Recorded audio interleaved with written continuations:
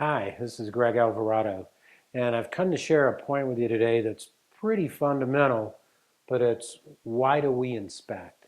And it's something really important to think about before you put together your inspection strategy. The main thing is you want to make sure that your inspection strategy is going to deliver on the value you need for your reliability prediction or whatever your ultimate goal is.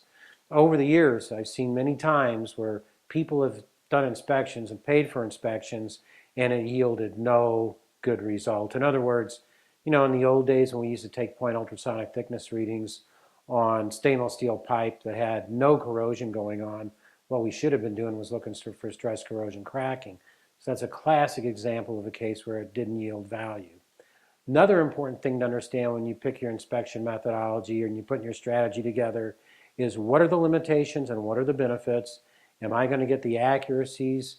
Am I going to get the information out of it that I need to improve my reliability prediction? Of course, there are other reasons why you may inspect too.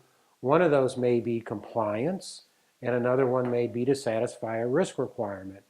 In any case, you have to satisfy the ultimate goal. In this case, it's a good reliability prediction. In this case, it's satisfying the risk requirement. So for instance, if I'm concerned about a pipeline that goes underneath a highway, and really the only way I can expect it is by long-range UT, I need to understand what that long-range UT is going to do for me, what it's not going to do for me, what it could miss. I mean, sometimes you can miss a 6% volumetric through-wall hole using the long-range UT method.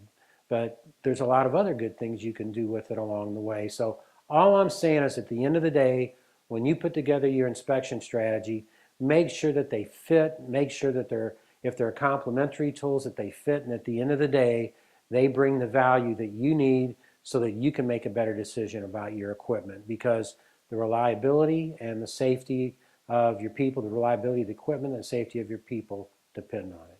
Thanks, and have a great day. And